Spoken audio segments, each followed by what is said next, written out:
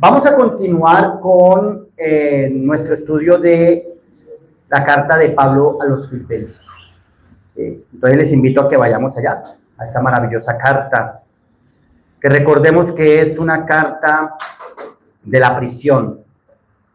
Pablo se encontraba encarcelado y Pablo le está hablando a los hermanos y les está comentando todo lo que él está viviendo, lo que él estuvo viviendo allí en la cárcel y cómo sus prisiones fueron en beneficio del evangelio. Cómo el hecho de que él estuviera en la prisión le sirvió al evangelio, no le sirvió a él. Justamente le sirvió fue al evangelio. Entonces es una gran bendición, ¿no? Pasamos de mirar el capítulo 1 y ver toda la salutación y cómo Pablo se está acercando a una iglesia fiel, una iglesia que está perseverando, pero también vemos a una iglesia que tiene conflictos internos. Y Pablo está introduciendo unos temas muy interesantes con lo que tiene que ver con el manejo de la iglesia y cómo los hermanos se deben o cómo la iglesia debe vivir para la gloria de Dios. Y nos pone un maravilloso ejemplo por delante, y es la persona de Cristo. Esta mañana nos hablaron de la cruz. Y cada vez que nosotros veamos una cruz y veamos esa cruz vacía, debemos recordar que en una cruz estuvo nuestro Salvador, pero que de esa cruz nuestro Salvador descendió para la honra y gloria de Dios, porque Él fue obediente hasta la muerte de cruz. Entonces, lejos de que nosotros pensemos en una cruz para utilizarla como un fetiche o utilizarla como un amuleto, o pensar que si yo toco una cruz voy a tener algún efecto poderoso o alguna cosa extraña, de ninguna manera. Siempre pensamos que es un símbolo que cada vez que la veamos recordemos: mi Señor estuvo en una cruz y llevó todas nuestras maldiciones, todo nuestro pecado hasta esa cruz. Ese es el tema central de todas las escrituras, no solamente de esta carta, de todas las escrituras.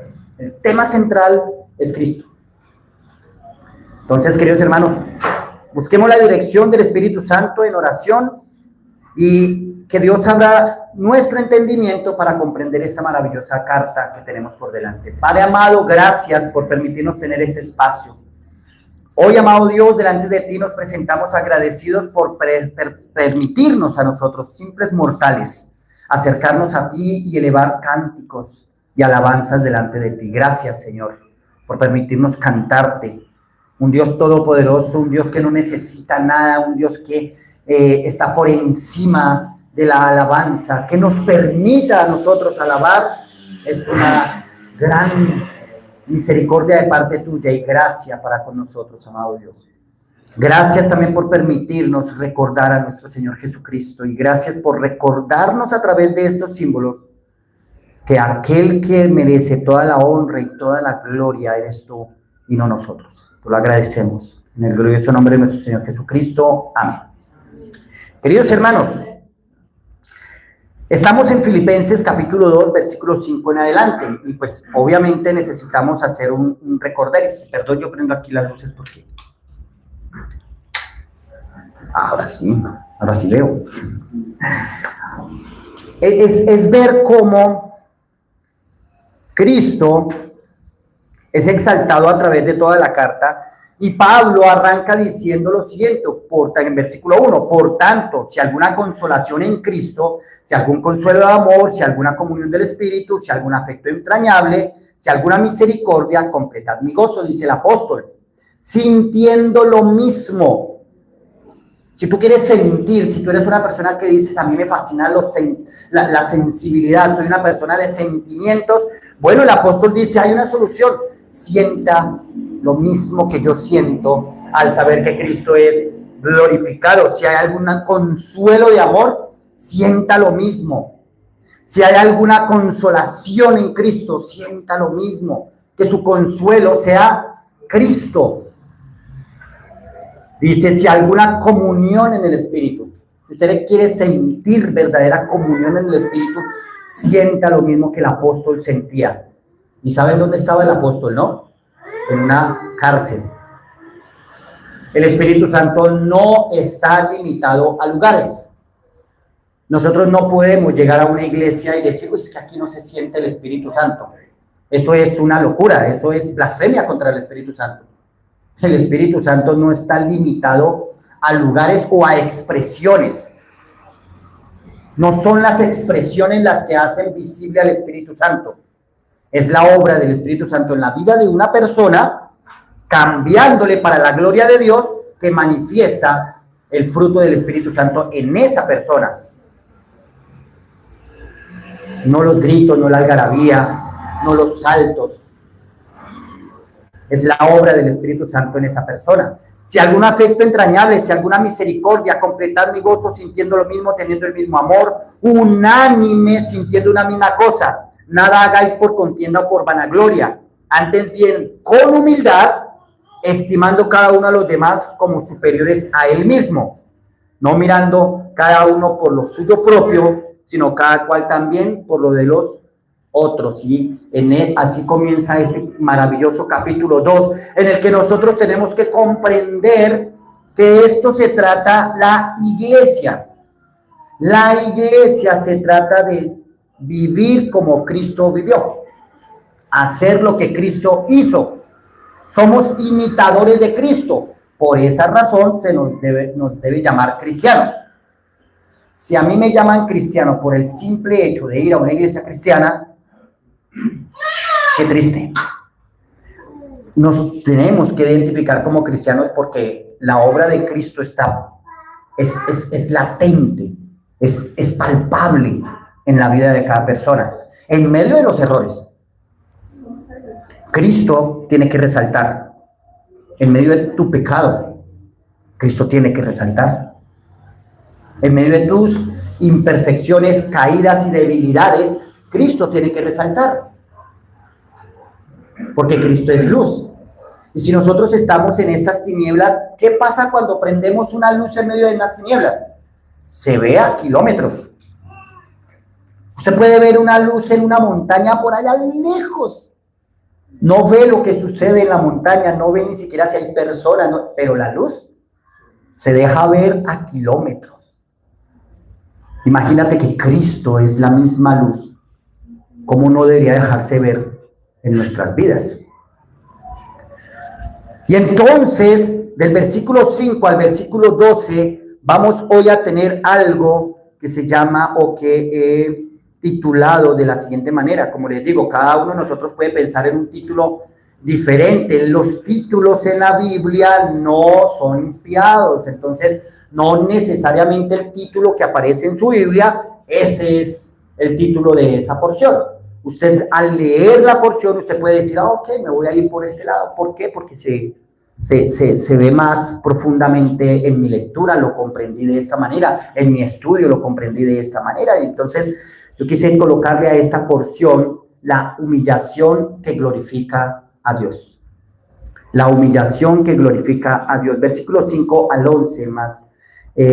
Vamos a estar mirando muy posiblemente. Tal vez no alcancemos a mirar todos los pasajes porque lo que quisiera es no tener que correr. Y leamos entonces esta maravillosa porción.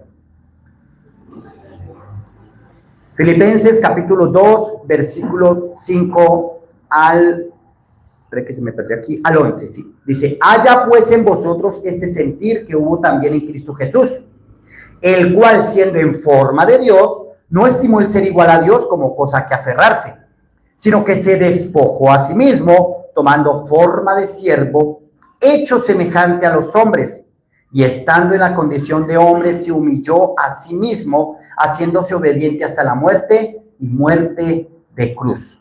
Por lo cual, Dios también le exaltó hasta lo sumo y le dio un nombre que es sobre todo nombre, para que en el nombre de Jesús se doble toda rodilla de los que están en los cielos y en la tierra y debajo de la tierra, y toda lengua confiese que Jesucristo es el Señor, para gloria de Dios Padre.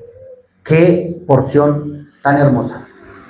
Algunos le llaman el corazón mismo del Evangelio. Otros tienen otros pasajes más preferidos para decir que son el centro del Evangelio, pero uno ve este pasaje y uno dice qué expresión la de Pablo al referirse del Señor Jesucristo de esa forma, y lo primero que dice es: haya pues en vosotros este mismo sentir. Impresionante que nosotros podamos tener el mismo sentir que Cristo, pero el apóstol nos está diciendo que eso es lo que debe haber en nosotros, lo mismo que hubo en la persona de Cristo. Ese pasaje tenemos que abordarlo, se dice así, en dos aspectos.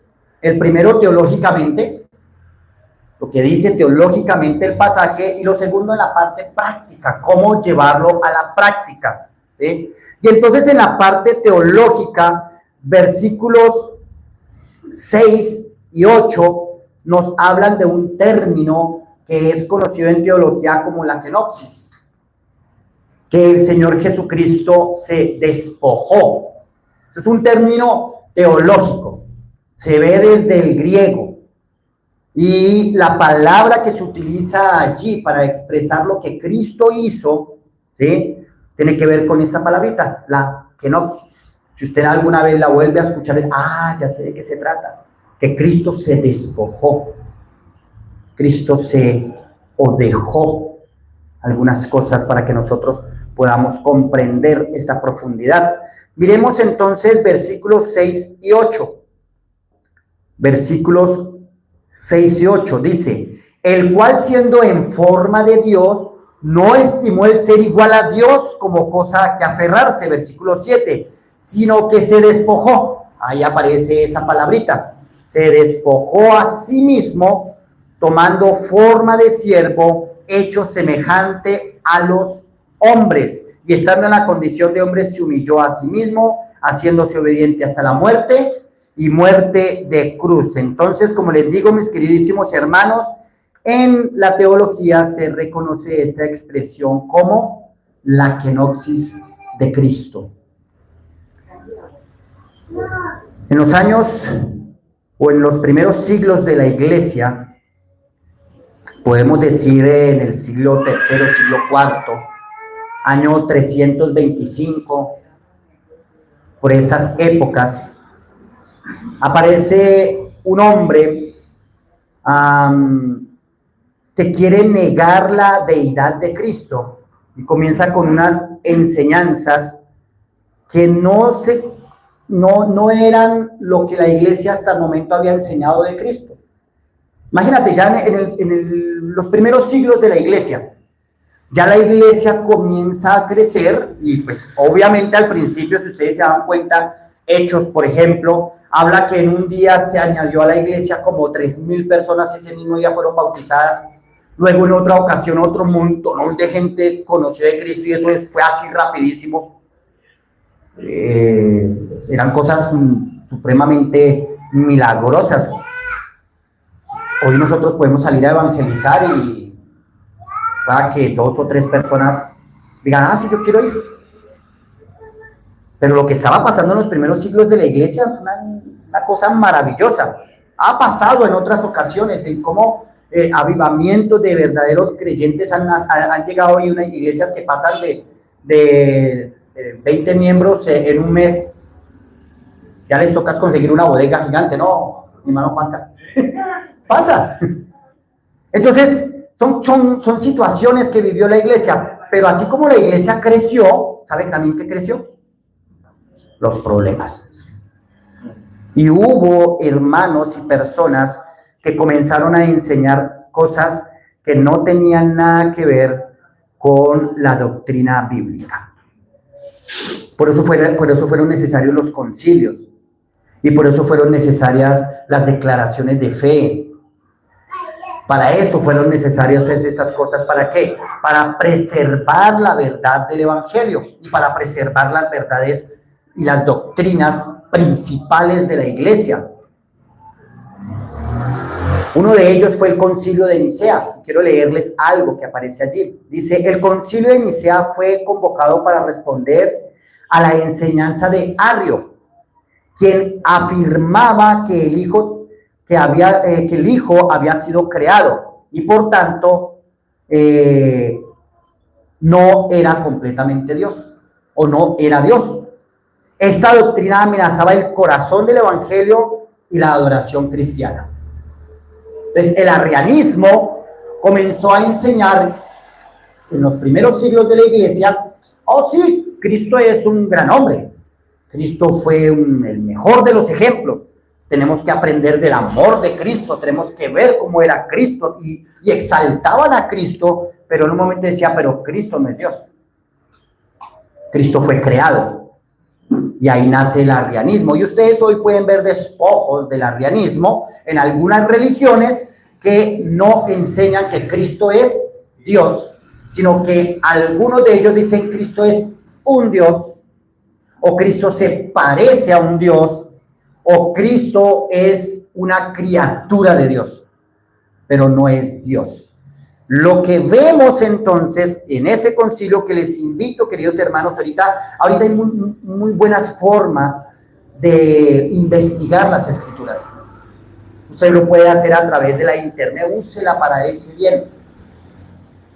Está bien que se divierta. Yo no voy aquí a hablar ni a satanizar el internet ni decir de eso no se trata. Úselo para su bien. Estudie. Hay muy buenos seminarios en internet en los cuales se puede estar, dedicarle tiempo. Hay muy buenos estudios en YouTube, donde usted puede sentarse por 1 hora, hora y media, 2 horas, estúdiela. Dedíquele ese tiempo. La mayoría de estas cosas que he aprendido, las he aprendido a través del internet. Me siento a escuchar 1, 2 horas, un rato. Cuando me trasnocho, me madrugo, voy a estudiar, voy a leer tal cosa, porque también pierdo el tiempo. Aquí delante de ustedes no está un perfecto. También pierdo mi tiempo en TikTok y en internet, pero procuro también buscar la forma de nutrirme, porque es necesario, necesitamos hacerlo. Yo les invito a que ustedes tomen el Concilio de Nicea, léanlo, vayan a ir a internet, venga, voy a leer sobre el Concilio de Nicea, cómo la iglesia se reúne, ¿para qué? Para poder de una u otra manera defender estas grandes verdades. Pero todo eso que usted lea, corrobórelo con las Escrituras. No lea simplemente, y es que ellos dijeron, sino venga a ver si lo que ellos dijeron es verdad, vamos a mirar en las Escrituras si esto es una verdad bíblica. Pero lo que vimos aquí en el Concilio de Nicea acerca del Señor Jesucristo es algo muy importante. Primero, Jesucristo es verdaderamente Dios. Eso se definió en ese concilio. Es eternamente engendrado, no creado. Y ellos con esto estaban diciendo, Cristo siempre existió. Siempre, en la eternidad. No fue que empezó a existir cuando nació de María. Cristo siempre existió. Es de la misma esencia que el Padre. Comparte exactamente la misma naturaleza que el Padre. Ese es Cristo. Y en cuanto a su encarnación, la enseñanza también ha sido y se ha sostenido a través de los siglos de que Cristo es 100% Dios y 100% hombre. Luego vinieron otros concilios después porque algunas personas dijeron, bueno, sí, Él es Dios, pero lo que pasa es que en ese cuerpo habitaban 2 personas. Entonces era la persona de Cristo y estaba la persona de Dios y los 2 estaban como en un mismo recipiente. Luego viene otro concilio más adelante que es el concilio de Calcedonia, y en el concilio de Calcedonia entonces se afirma también lo siguiente, que Cristo o en la persona de Cristo lo que hay es 2 naturalezas pero en una misma persona. Y afirmamos que el Señor Jesucristo es 100% hombre, compartió todo lo que un hombre tenía que compartir como hombre. no hizo ninguna trampa. Es decir, cualquiera podría decir, no, pues pero Cristo fue tentado, pero es que Cristo era Dios. O sea, pues, qué gracia. No, Cristo fue tentado como hombre, 100% como hombre. Pero en esa misma naturaleza, Cristo es 100% Dios. Y aquí, con esto, podemos leer este pasaje que tenemos por delante y podemos mirar lo que Pablo teológicamente entonces nos está afirmando. La persona de Cristo se despojó a sí mismo, siendo en forma de Dios. Plena igualdad con el Padre, lo que se está expresando allí. Siendo en forma de Dios. Dice, no estimó el ser igual a Dios como cosa que aferrarse, sino que se despojó. No estimó el ser igual a Dios como cosa que aferrarse. Jesús tenía derecho a gloria, honra y adoración, pero no se aferró a ello. Él no se aferró. Cuando la Escritura nos habla entonces, y vemos esta palabra, la kenosis, nos comienza a hablar de una renuncia voluntaria de Dios de los derechos que él tenía, pero no de sus atributos. Es decir, Cristo cuando se despoja no dejó de ser Dios. Él siguió siendo Dios. Lo que dejó a un lado fueron sus derechos como Dios. Porque vino a servir y no a ser servido. ¿Cuál era su derecho? Ser servido. No era de otra manera, pero él que lo dejó a un lado para venir a servir. Es extraño, como decían esta mañana acerca de la locura del Evangelio y la locura de la cruz. Por eso nos tendrían que llamar locos, ¿sí o no, mi hermano? Por esa verdad. Pero si nos están llamando locos porque estamos haciendo una clase de locuras que no van con la razón, ahí sí debería uno tener cuidado. Me están llamando loco porque hago cosas que no tienen razón de ser. La palabra de la cruz nos habla del efecto de Cristo sobre el pecado, que el ser humano no comprende. Es una locura. Pero lo que Cristo hizo fue despojarse a sí mismo. Se vació, es la expresión de esta palabra. Es un verbo, es una acción. Fue algo que Cristo hizo. ¿Saben qué es lo más maravilloso de esto? Es que no fue que a él lo despojaron de su investidura. Como un rey que pierde su reino, ¿no? Un rey que pierde su reino, le quitan su corona, le quitan su investidura y ahora pasa a ser un esclavo de otro rey. El Señor Jesucristo no fue o no es el caso del Señor Jesucristo. El Señor Jesucristo descendió del reino celestial para habitar entre mortales. Pero lo hizo voluntariamente. Y vuelvo a afirmar, no dejó de ser Dios, dejó de usar sus prerrogativas divinas de forma independiente. Su despojo no quitó nada, más bien sumó humanidad, sumó servidumbre. Él nació como siervo. A diferencia de usted y yo, de una u otra manera, llegamos a ser siervos, ¿cierto? ¿Por qué? Porque no es propio de la naturaleza humana. El hombre o termina siendo esclavo de otro, o el hombre, según en el lugar que haya nacido, al final termina diciendo, pues me tocó. El Señor Jesucristo decidió nacer siervo. Y esa es una humillación. El Dios Todopoderoso, el Hijo Eterno, el que gozaba de los placeres celestiales, de la gloria celestial, nació de la forma más humillante. Porque Dios nunca había nacido de esa forma.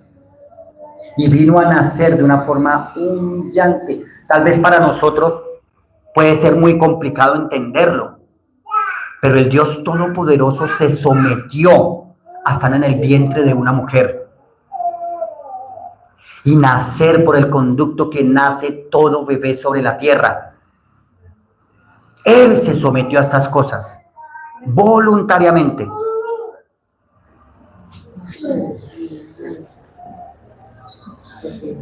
Tomó forma de siervo.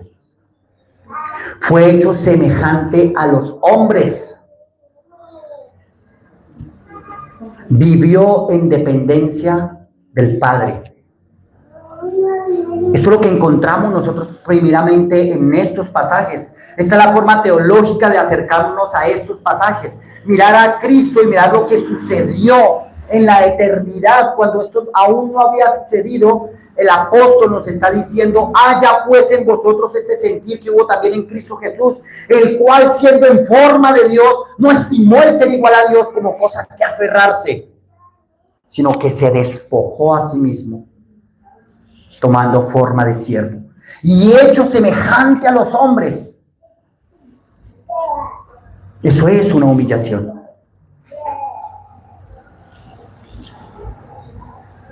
¿Cómo son los hombres? El hombre tiene debilidades, las cuales la Escritura nos habla que Cristo padeció para que nos comprendiera. Tuvo hambre. El Hijo Eterno, que no sabía lo que era el hambre o no había experimentado el hambre, vino a experimentarla. El frío, el cansancio, son cosas que únicamente vivimos los seres creados. Y Él vino a experimentar eso aquí.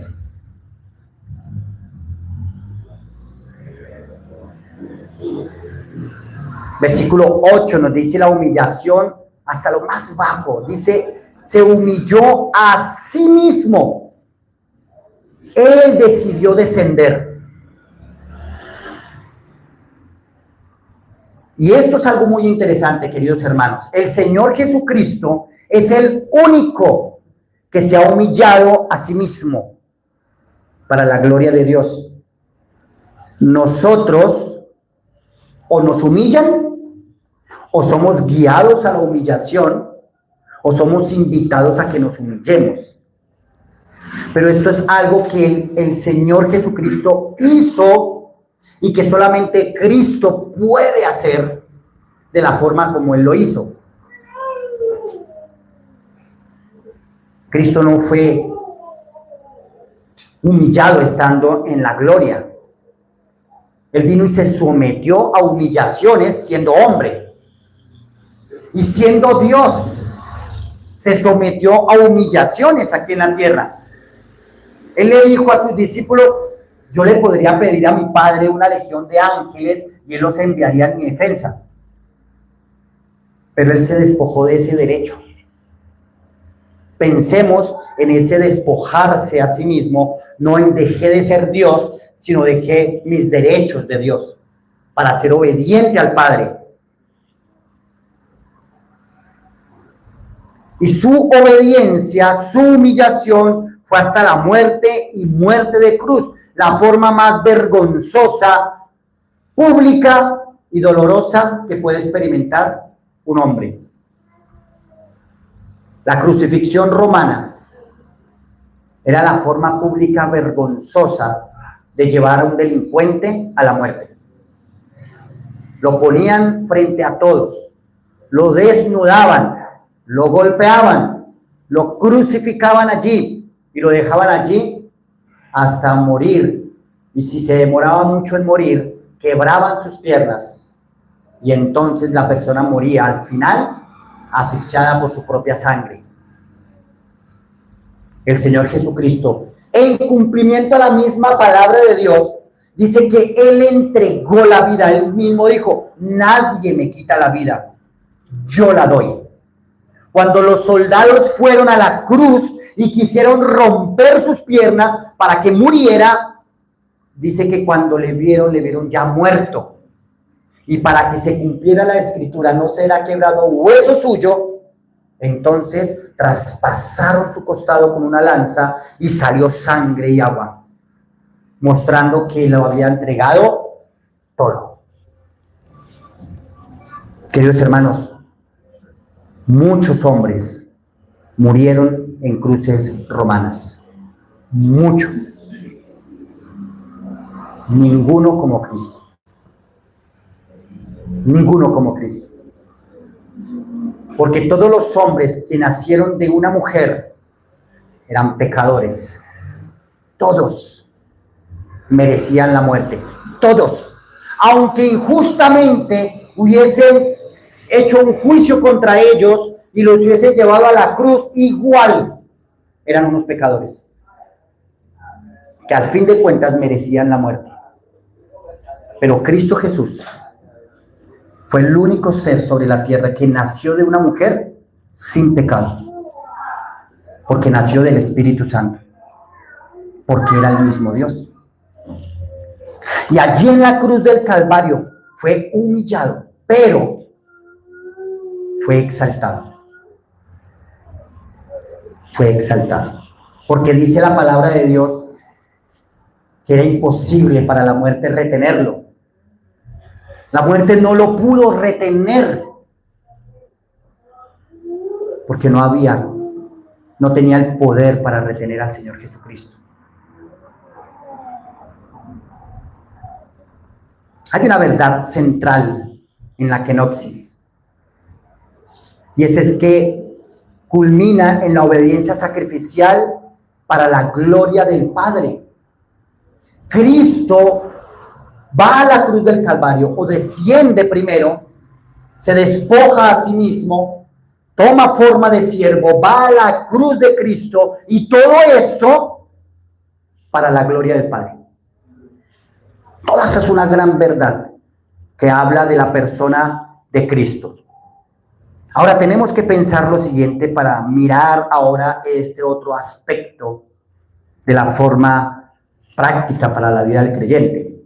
Si Cristo, siendo Dios, se humilló, ¿con qué derecho nosotros, siendo polvo, nos exaltamos? La diferencia entre Cristo y nosotros es que nosotros nos queremos exaltar, queremos reconocimiento, y Cristo vino a totalmente lo contrario. Por eso somos llamados a ser como Cristo, porque si nosotros nos llamamos a ser como, es que yo quiero tratar de ser como mi papá, pues posiblemente voy a ser más o menos que él. Pero fuimos llamados a ser como Cristo. Y entonces podemos volver a estos primeros versículos, al versículo 5, queridos hermanos. Indudablemente les quiero comentar algo más. Indudablemente este estudio acerca del despojo de Cristo, de la kenosis, es muchísimo más profundo. Podríamos irnos por todas las escrituras y quedarnos un tiempo muy grande en este aspecto, pero quiero que sea un abrebocas para ustedes. Busquen leer y entender estas grandes verdades también en las escrituras. Estudiar estas grandes verdades y mirar, hey, no puedo creer, ¿cómo es que esto yo me lo haya perdido tanto tiempo? Porque necesitamos aprender a ser cristocéntricos. Entender que nuestra mirada tiene que estar como aquel que fue mordido por una serpiente y miraba a esa serpiente que fue levantada ya en el Antiguo Testamento, una persona que está sufriendo del dolor de la mordedura de una serpiente y que se le dice, la solución es que mire esa serpiente que está allá. Yo le garantizo que esa persona no quería hacer otra cosa después de ser mordido que buscar mirar el alivio. A mí escasitamente me han picado avispas y gusanos. Y el dolor es horrible. Y yo soy flojo para el dolor. Y busco la solución. Necesito algo para que me quite el dolor. No soy amigo del dolor. Usted se imagina una persona mordida por una serpiente, el dolor que debe causar. Y lo primero que se le dice es, mire allá. A nosotros se nos habla de por causa de nuestro pecado, fuimos mordidos por la muerte, porque la muerte entró por causa del pecado. Y se nos dice, miren a Cristo. Muchas veces nuestra mirada no está puesta en Cristo. Como cristianos, cada ratico se nos tiene que llamar la atención. ¡Hey, mira a Cristo! Míralo a Él, mira a Cristo. El alivio está en Cristo. ¿Tienes dolor en tu corazón? Mira a Cristo. ¿Hay aflicción en tu corazón? Ve a Cristo. ¿Tienes problemas doctrinales en tu cabeza? Ve a Cristo. Cristo es el único que puede solucionar todos esos aspectos de la vida de un creyente.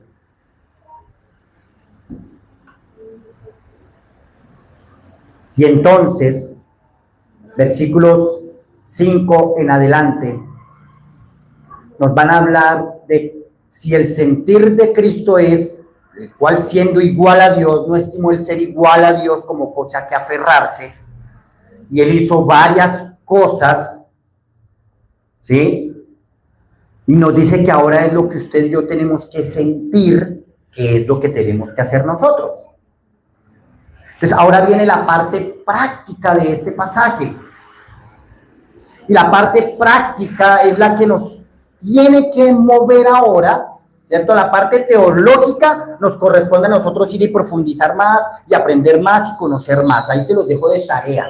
Y si quieren, nos reunimos en las tardes, y profundizamos en esas verdades. Necesitamos hacerlo. Pero iglesia, entre tanto que eso sucede, Pablo ya le está diciendo a los hermanos lo que tienen que hacer. Ahora esto es lo práctico. Esto es algo que tenemos que poner en práctica ya.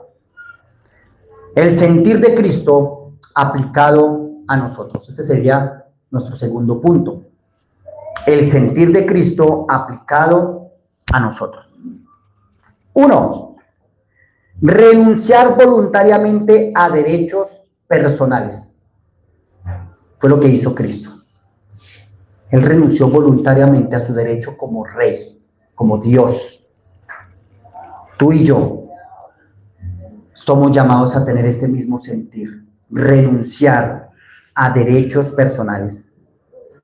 Jesús renunció a lo que le correspondía. Nosotros renunciamos al yo primero como un acto de amor.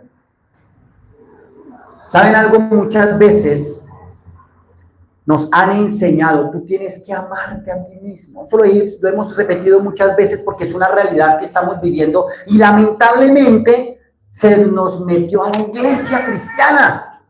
Cuando eso lo decían en las universidades o lo decían en las convenciones o lo decían en salidas o lo dicen en Facebook, para nosotros los viejitos, para los jóvenes ahora es que lo dicen en TikTok. Y entonces salen grandes ahí diciendo, tú tienes que quererte, amiga, amigo. Ay, primero aprende a quererte a ti misma, aprende a cuidarte a ti mismo. Y entonces, eso está bien allá en el mundo. El problema es cuando eso se metió a la iglesia. Cuando la Escritura dice totalmente lo contrario. La Escritura dice que usted tiene que amar al otro antes que usted mismo.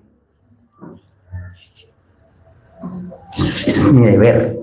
Y yo me tengo que despojar de ese derecho, del derecho de cuidarme a mí mismo por cuidar a otro. De mis razones, que yo tengo razón en lo que yo estoy diciendo. Bueno, pierde la razón, tranquilo. Cristo lo hizo. Cristo dejó a un lado su derecho. ¿Quién soy yo siendo polvo para querer exaltarme? Y queridos hermanos, esto que se está diciendo, quisiera poder decirlo y al mismo tiempo estar sentado allí con ustedes. para que comprendamos que esto no es únicamente para los que están sentados y el que está aquí parado es infalible, de ninguna manera. Y eso tampoco me quita la responsabilidad de hacer las cosas bien. Porque también nos hemos camuflado detrás de palabritas. Es que todos cometemos errores. Es que nadie es perfecto. Y entonces, con esa premisa, hacemos lo que bien nos parezca.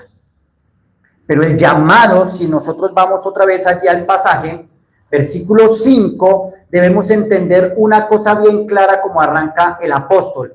Haya pues en vosotros este sentir que hubo en Cristo Jesús. Haya un presente continuo. Usted tiene que comenzar a sentir eso siempre, hoy, mañana y pasado mañana. Eso es un presente continuo y es un imperativo. No es un consejo del apóstol. El apóstol no está diciendo, si te resulta bien, si a ti te parece, si quisieras recibir mi consejo. Esto es una orden dada por el apóstol o transmitida por el Espíritu Santo a través del apóstol. El apóstol con autoridad le está diciendo a la iglesia, para que la iglesia comprenda que esto es una orden de parte de Dios. Haya pues en vosotros este sentir que hubo en Cristo Jesús. Es un imperativo. Usted y yo lo tenemos que hacer. Es a lo que fuimos llamados. El cristianismo no puede ser un cristianismo de simplemente voluntariado. ¿Cómo se dice? No sé cómo expresar esa palabra. Voluntariarismo. Ya me la inventé. Sí, lo va a patentar. No se trata de, bueno, yo voy porque yo quiero. No, es que yo sirvo porque a mí me parece. A nosotros nos es impuesta necesidad, es que nosotros no somos Dios. La voluntad del Hijo allá en la eternidad de voluntariamente hacer las cosas, es que nadie más lo podía obligar. Pero nosotros estamos bajo autoridad. Tenemos una autoridad divina. Esa autoridad divina fue delegada a unos apóstoles. Y esos apóstoles se les dio también un liderazgo y ellos asimismo pasaron a los líderes de la iglesia y así. Y todos nosotros estamos bajo autoridad. Yo tengo que rendir cuentas.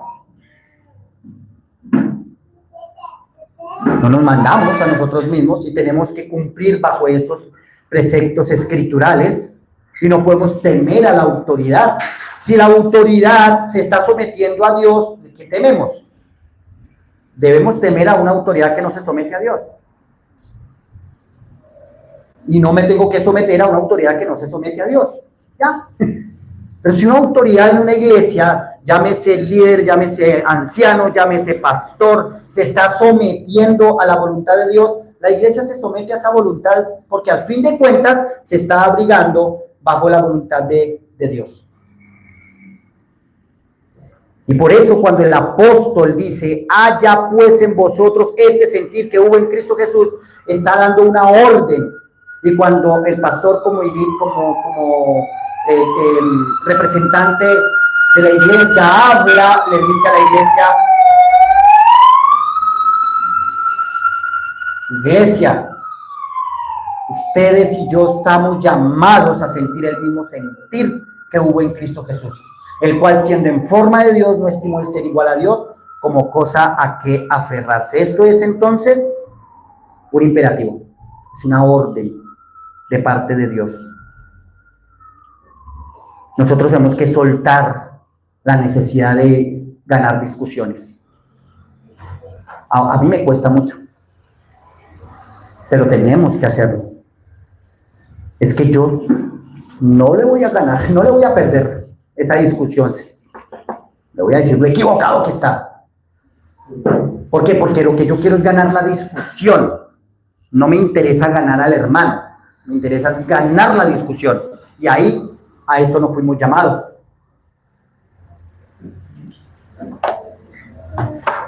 En algún tiempo me fascinaba ponerme a escuchar debates cristianos. Pero poco a poco me comenzó a cansar el final de esos debates. El final de esos debates era, le gané. Y como dicen por allá en México, lo bacateé. No sé qué significa eso, pero el caso fue que le gané. Y al final, todo lo que ellos decían dentro del debate era, yo decía, uy, tan chévere, esto está genial, uy, esto me gusta, pero al final, me robaban el gozo, porque al final lo único que les importaba era, yo gané el debate. Por eso lo solté. Porque termina uno convirtiéndose tal vez en igual a ellos. Se vuelve un sofista, una persona lista para ganar debates. Y no fuimos llamados a eso. Soltar el deseo de reconocimiento. El Señor Jesucristo, cuando estuvo entre nosotros, fue visto como un siervo. Y en una ocasión le dice a sus discípulos, ustedes me llaman Señor, y hacen bien, porque lo soy. Se lo dijo a ellos.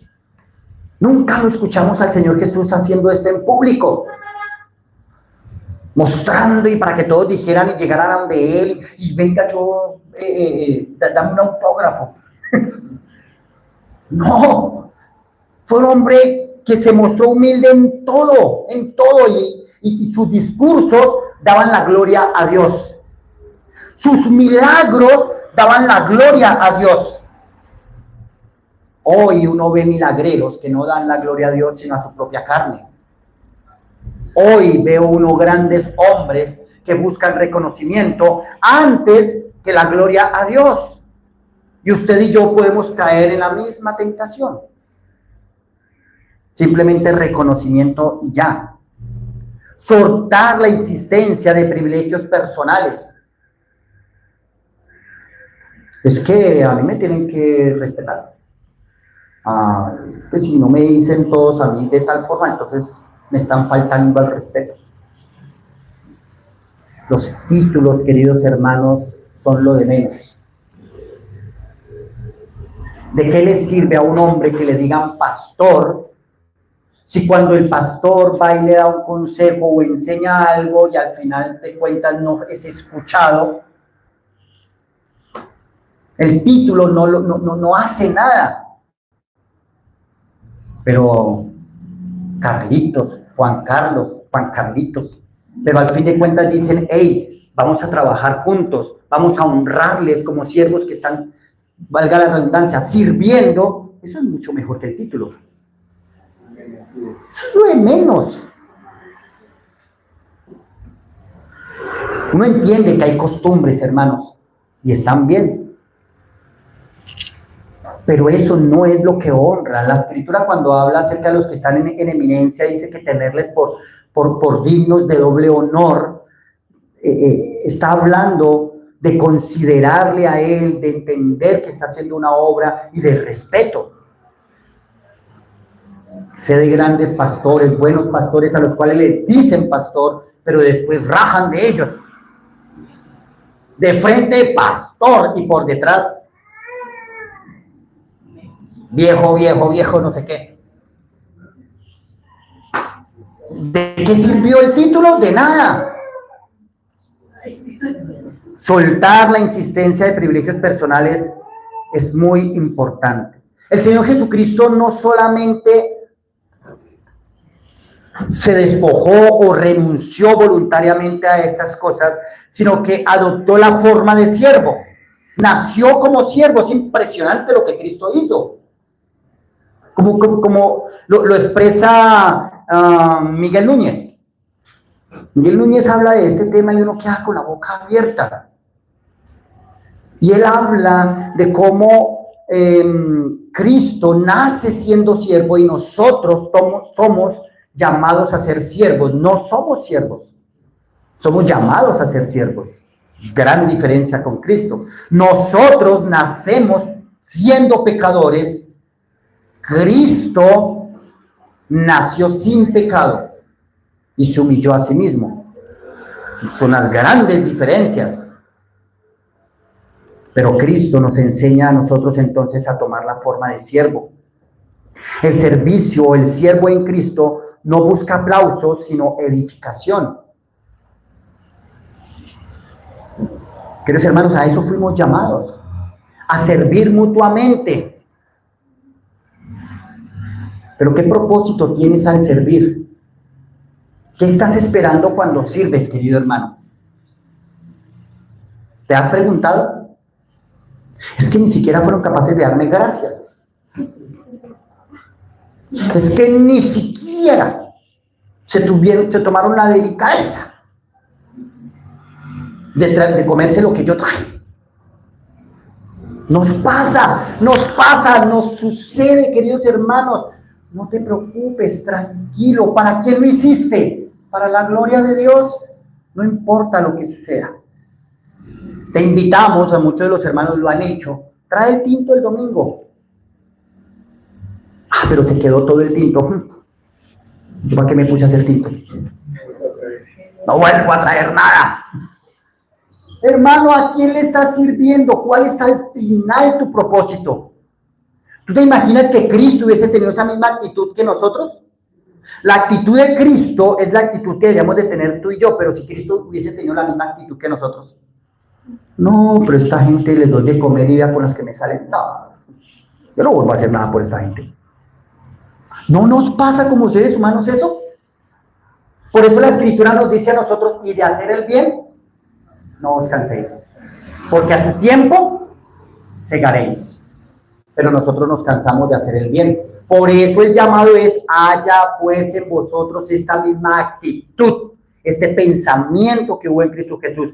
Si tú llenas tu cabeza del pensamiento de Cristo, no vas a tener problemas con eso, con lo que tú hagas y que los demás no te lo reconozcan. Tranquilo.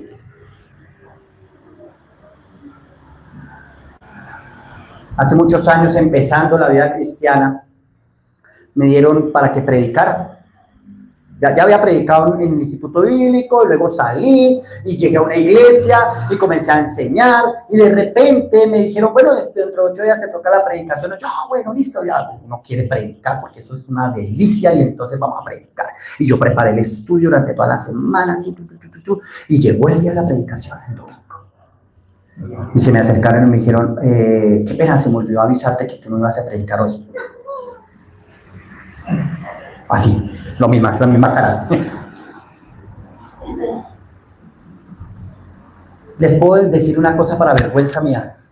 No me acuerdo de qué predicó el que se paró allá. Porque yo estaba enojado. Estaba bravo. Lo que sí me acuerdo era la predicación que llevaba. Y tenía que ver justamente con que lo que hiciéramos lo tenemos que hacer para la gloria de Dios. Qué contradictorio, ¿sí o no? ¿No nos pasa? Se nos dice a nosotros, ay, de repente nos dicen, no, mira, ya no.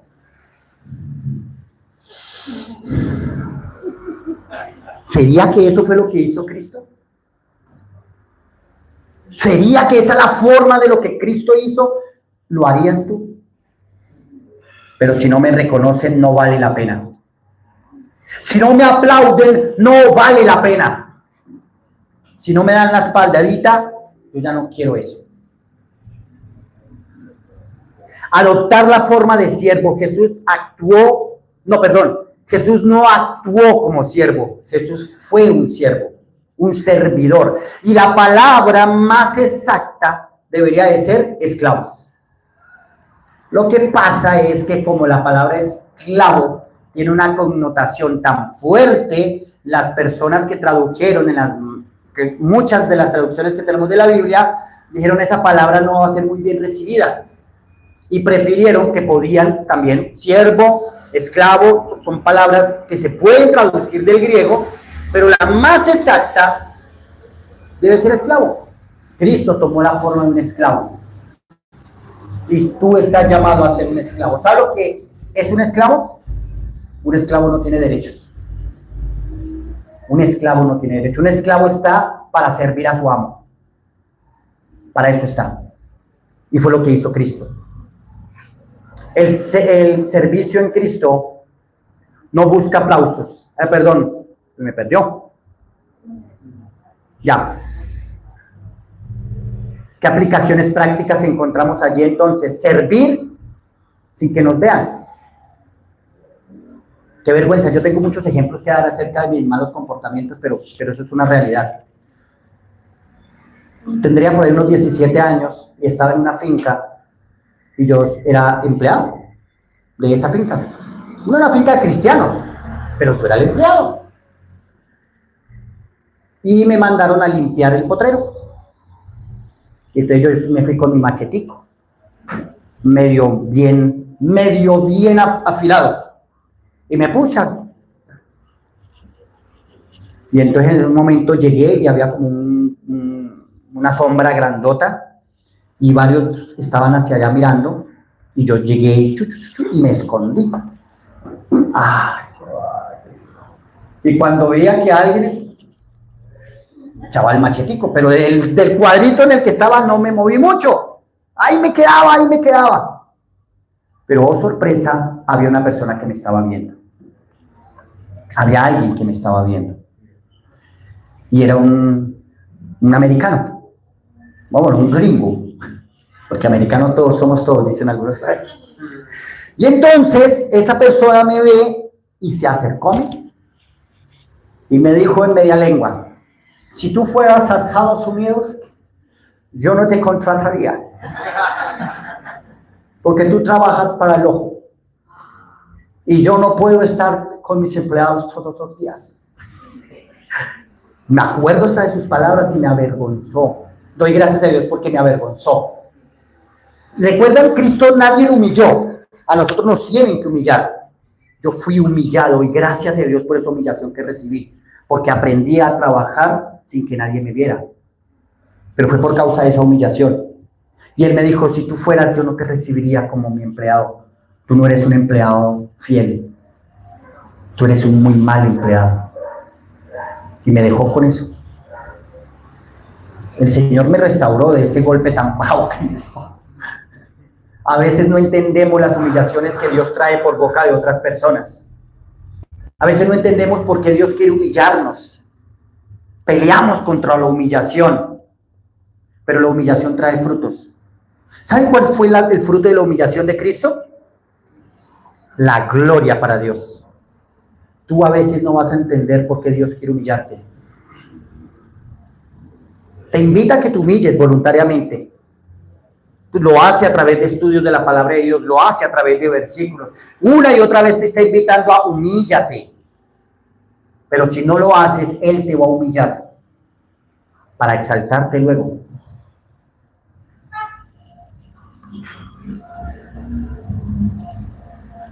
Hay un ejemplo que, vuelvo y digo, por causa de derechos de autor, Miguel Núñez da un ejemplo de dos corderos o dos machos cabríos que se encuentran en una ladera y van a pasar por un camino muy estrecho y hay una montaña al lado y lado, una caída muy grande al lado y lado. Y por donde van caminando los dos, solamente cabe un macho cabrío a la vez. Pero los dos se encuentran en la mitad. Y un hombre está viendo esta escena. Y un hombre dice, ahorita se van a dar estos dos y los dos se van a matar. O uno de los dos se muere. Y están así estos animales enfrentados. Y el uno camina hacia el otro y llegan cerca el uno del otro. ¿Y saben qué ocurre? Uno de estos ciervos o de estos machos cabríos se agacha, se tiende en el piso y el otro pasa por encima. ¡Qué escena maravillosa! Uno puede imaginarse lo que implica la humillación. A veces nosotros no queremos eso. Nosotros preferimos la confrontación. Porque yo esta pelea no me la pierdo. Yo le gano porque le gano. Agacha la cabeza. Agacha la cabeza. Dios te está llamando a que te humilles en el servicio que estás prestando en la iglesia, en tu hogar, con tu pareja,